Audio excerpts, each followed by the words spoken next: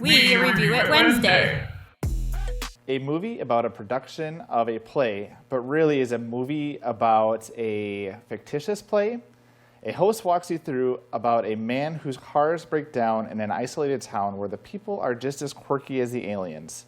What is going on? Who are these people? Is that Jeff Goldblum? Asteroid City. Introducing your host. I know there's been a lot of speculation of whether or not I am Matt Logan. And yes, I am Matt Logan. I'm Tyler. Tyler Peterson. Slugheads. I love how this was shot. Oh, it's so much fun. In fact, I hope that we can figure out how to do that in our software. Oh, it'd for be this episode. So cool. Where we'd start where walking we can get the color.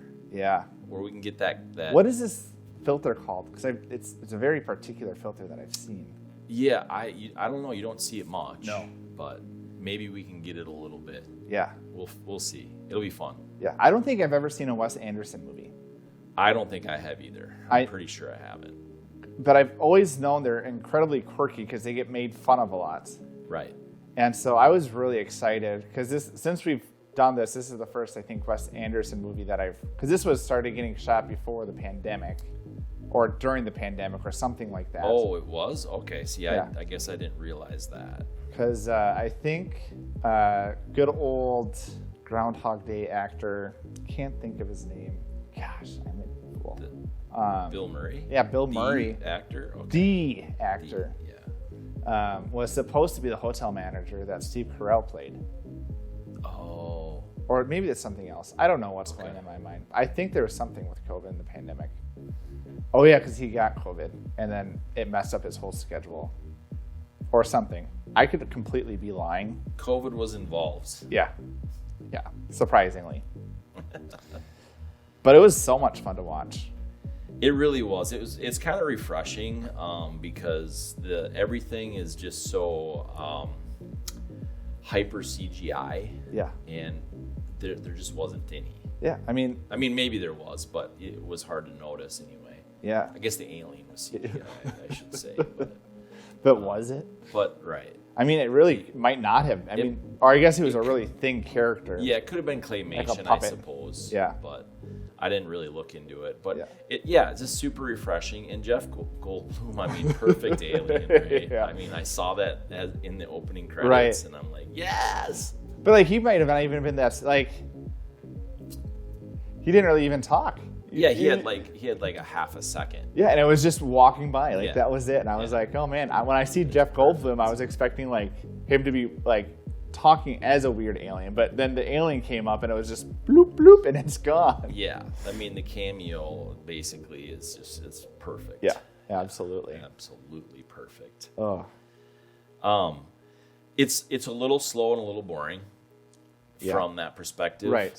But when you look at it from the story and how they told it and the color that we've talked about, some of those things, it's very refreshing. Yeah. They just didn't need to drag out most of the scenes as far as they did. Because there's a lot of pause. Yeah, and they told some story a little longer for me, I think, than they needed to. Yeah. Well, there were stories within stories, and then within stories, it was so weird. Yeah. Yeah. But I'd totally be down for a movie like this or two a year. Yeah, I agree. In that it kind of brings just something new to the table. Oh, it sure does. It's like when we watched Across the Spider-Verse. It's just one of those films that make you... It's just so different to anything else, where that's what's intriguing about it. It's and it's not too boring. The story is interesting and everything else like that. So it's just fun. There's a lot of characters. I mean, look at this list. And Jason Schwartzman, Scarlett Johansson, Tom Hanks, Jeffrey Wright, Tilda Swinton, Bryan Cranston, Edward Norton, Adrien Brody, Liev Schreiber, yeah, there we go. Hope Davis, Stephen Park, Rupert Friend. I mean, Steve Carell, Matt. It keeps Willem you know, Maggie, Margot Robbie, or why can't you think of her name? Margot Robbie. Yeah. Here she is. Yeah, it's phenomenal. Yeah, Willem Dafoe. So this is an artist supporting artist film. Absolutely, because it only had a budget of $25 million. Yeah, and it's doing horrible. Yeah, on 22 I have as current. Yeah, and it's already 2 million been announced to come out to DVD on July 11th. Okay. Which I was reading an article about that too, of like how quickly it goes from movie theater to DVD, and like as a consumer, like there's parts of it I like, but as like a general experience, it's like I wish there was more of a gap between those, because it gives you more incentive to see it in a movie theater. Not that this specific one needs to be seen in that setting. Yeah. So when James Bond first came out in the 60s, they started producing, I mean, they were just pumping them out. Yeah. But they were good. Right. You know, for that time. Yeah.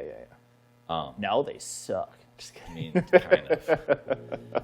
But the rapid succession of how they were producing them, I mean, literally there was 3 or 4 years for sure. It was year after year after year. Yeah. And I think that part of the success of that back then, there just wasn't like a whole spread of films to go watch and go see.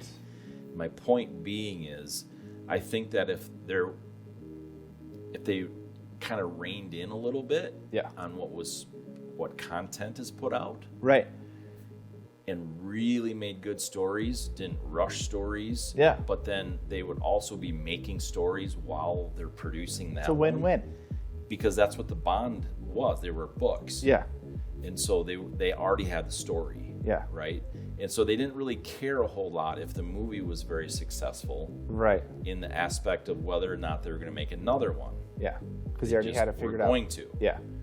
And I think that's the big difference today. It's like, we're going to wait and see if this is a success.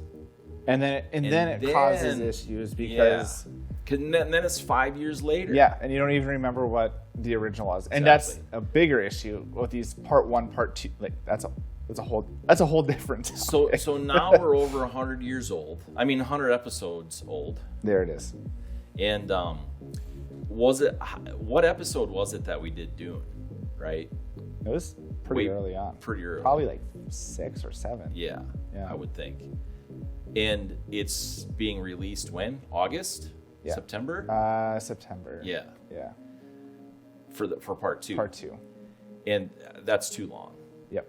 That's just just too long. And it would be one thing if it would be one-offs, like it happened every now and then. I mean, Dune is a pretty big risk with the production they put in everything, so it kind of, I mean, you can justify anything, but it's happening so much now where almost every film, if it's not a franchise, there's no point. Right, but there's a whole mess of content to watch. Yeah. There's a whole bunch of movies, and we heard that Asteroid wasn't all that good, so we're not going to go to it. We know something else is going to come out next week. Yeah. Right? So we'll just wait and see type thing. Right. Whereas it's like, well, it's all we got. This is what we have. Yeah. Let's go see and check it out. Yeah.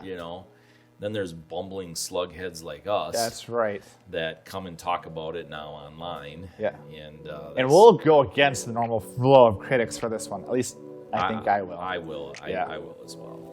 So anyway, that's my little spiel on it. I think that a movie like this could have been set up more for success. Yeah, if there wasn't so much content. I will say I understand why this film is not for everyone. Yes. Yeah, because it is incredibly quirky.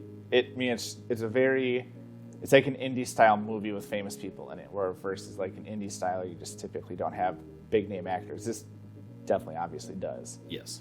So, but actor chemistry, did the famous names behind them all, was it a success on screen?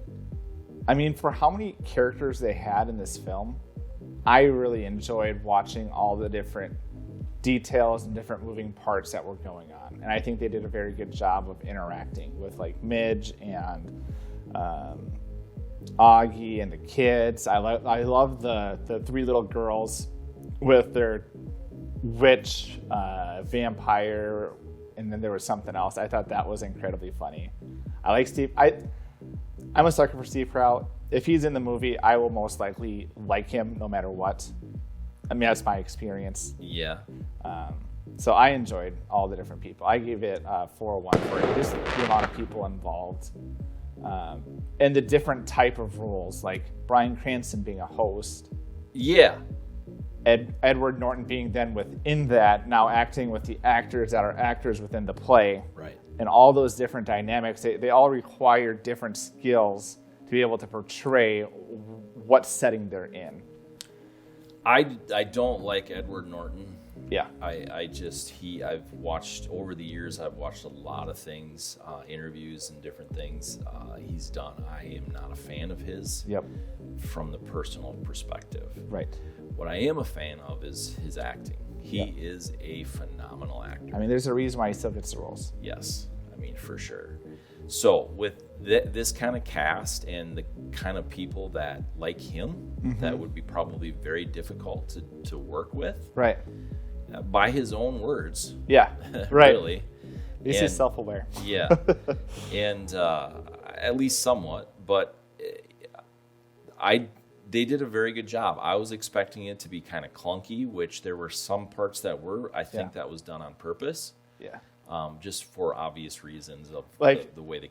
Yeah. I thought it was weird that, I mean, Bryan Cranston being the host, I always enjoy it when they're like breaking the fourth wall where he steps into a scene, but it didn't really seem to have any point in the grand scheme of things. Right. Like it exactly. felt forced. Yeah. Yeah. 100%. Which is kind of the way they did it. I mean, the Twilight Zone, it was famous for stuff like that. Right. Kind of that quirky host thing. But in Outer Limits, I guess they did a few of those different weird things. You don't even know what I'm talking about. You lost me at Outer Limits. But so this vast of a cast and how they all had to interact with each other, I'm actually a 4-3. Okay. I thought that they did a great job. Yeah. I was kind of worried about it. Yeah. Honestly. You know what I've said about big casts. Right, yeah. We've talked about it all the time. Frequently, yeah. It either works or it doesn't, and it worked here. It did. Yeah. You know, like the weird scene where Scarlett Johansson had the weird, she dropped the bath towel? Yeah. Which I didn't think Did you hear what they said after that? In the movie? Yeah. I must have missed that. They said about, he said, they have stunt doubles for that. Oh, yeah. So, in other words, that was not her in this film. Yeah. It was her stunt double. Which is funny. Yes. But there's no way she would do that. Well, she said she was willing to do it in an interview. No way. And, well, this is why I brought it up, was because she said she was willing to do it, but Wes Anderson was too embarrassed to do it. Really? Yeah. So they brought her stunt double? Yeah, must have. Yeah. So you have that on your info? Yeah, I found that on good old IMDb Fun Facts. Nice. And so I was like, that's so funny that it was, I mean, he would have had to known that scene would have been in this film. Yeah. And it was going to be in it, and he was still too embarrassed. Like, that would just be a weird position to be in within a director. Yeah. Yeah. So that was, so they must have added that part in. Yeah. About the stunt double. Right. After the script was written. Yeah. She got the role. I bet. Yeah. It was kind of, Adrien Brody hasn't been in really anything that I remember lately. No. So that was fun to see him. I think he's phenomenal. Yeah. But yeah. It was just cool to watch how many different times, different actors, when Willem Dafoe came in, it was natural, not, as natural as it gets in a movie like this, but it was fun to see him come in and then leave. It's just such a fun film. I think part of the reason when we're looking at actor chemistry and kind of why it worked is that you had your main characters within the play, within the movie, within whatever you want to say. Yeah. But you still had those side characters. It felt like a play because you still had random people come in. Where if you're watching a play, that can happen. They just all happen to be really famous people that are phenomenal at what they do. Yeah. It was fun. It was fun. I mean, if the story was it was weird, quirky, But really what kept me engaged in this movie was the cinematography. With the black and white, with the different colors. And the editing. And the editing, yeah, exactly. All of that was so cool. Yeah. The way they did, for some of the things I noticed, the way they did the lighting when they would fade a couple other characters out, especially in the black and white. They did it a couple times very noticeably, but yet they had the spotlight on one person. I really enjoyed some of those scenes. Yeah. The way the color was like, that was just cool. Yeah. So fun. I just really thought the cinematography was so unique. The one-on-one conversations with, like, you know, in the separate houses, the way they I mean, all of those were choices where they spent time of just like really focusing on the character, because you have the square box that captures the actor, and then I even like the photos in the background that he took, and then it went obviously to Midge or Scarlett Johansson, the same thing. Really enjoyed that. I really enjoyed basically all of the one-on-one conversations. Really intrigued to see how they decided to do it within that scene, because even when they were on the phone call with Augie or Jason and Tom Hanks' character, where they were facing each other, was super unique. Yeah. And obviously you could see in the background they were very different. But even to me as a viewer, that if you were to take out the background and somehow put in the same place, it really felt like they were just talking to each other face to face, which is not easy to do. No, at least I wouldn't think. No, well, you can do some pretty creative editing that way as long as you have the script. Yeah. You know, you have one person saying the line and they have the proper inflections. Yeah. It's pretty easy to do that. Yeah. I mean, it takes a lot of time, but you can totally do that. Yeah, that's true. I mean, we could literally take this episode and make a totally different conversation with each other out of this if we wanted to be real creative with editing. So have fun with that editing. No, I'm not going to do it. I have done it. It's fun. Yeah, but it's very it's time a lot of consuming. work. Yeah, tedious. It's very, very time consuming. But so I gave it a 4 or 5.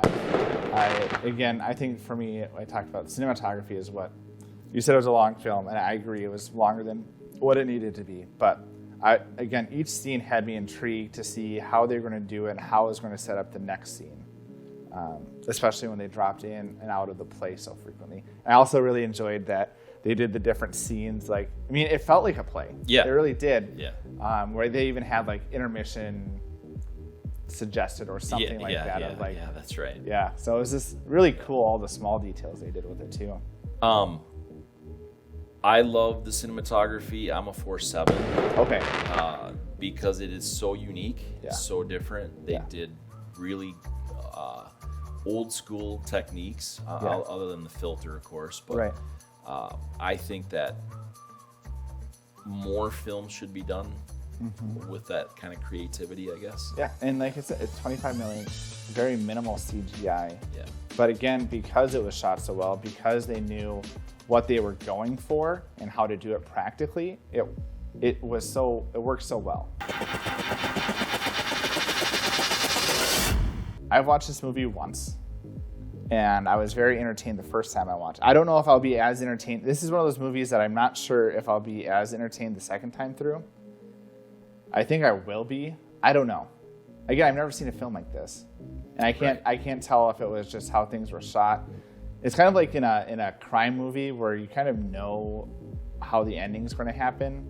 Like watching it multiple times just isn't as intriguing. Where if it's like a comedy or an action-packed film, those are more entertaining to watch just because it's fun to see those scenes done over and over. Right. So I guess based off that, I'd probably be entertained again. So first time viewing, I gave it a 4.4. Really? I was very entertained this whole film. So I would for myself. Yeah. This is my thing. Yeah.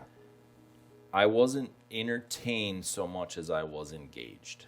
Yeah, that's true. So I think that there's a big difference in that. I was engaged in it, Yeah. but I don't think I would really I wasn't entertained to a point where I would probably want to watch it again, or at least not anytime soon. Right. But I was very engaged. Yeah. So That's true. that helped. Yeah.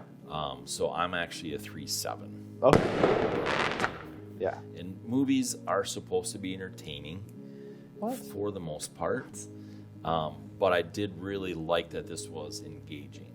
Yeah. Because they did a lot of things to keep it engaging. I think it would have been more entertaining if they would have.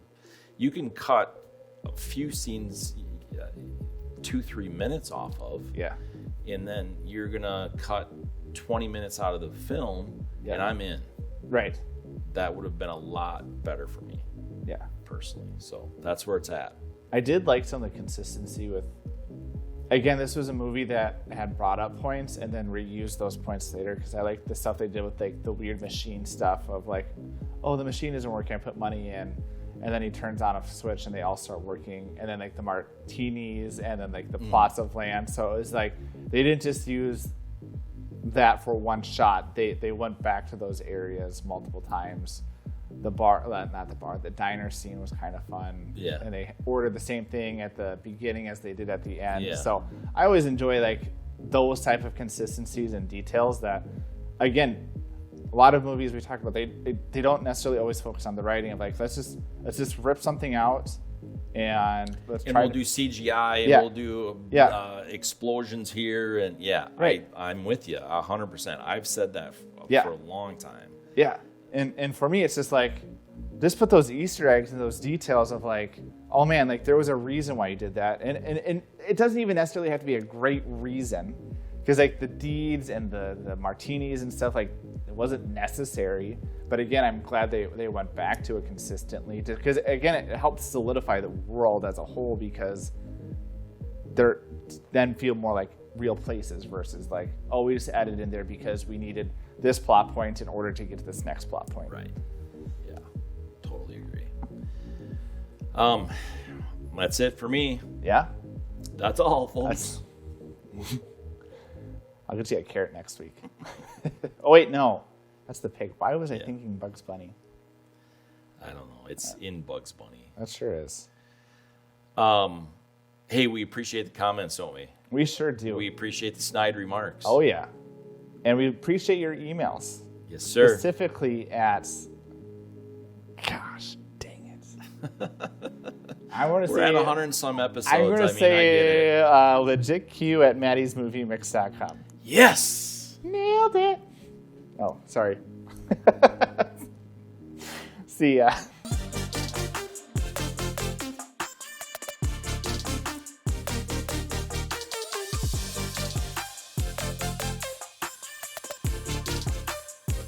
Life's too short to be uncomfortable, so make others uncomfortable and wear something from www.shinybrandproducts.com. Hammer the share button. Go ahead and hammer out a comment to us. Go ahead and hammer the like button. Go ahead and hammer the subscription button. Go ahead and hammer the notification bells, because you know what? That's the best way you can support us. We appreciate it.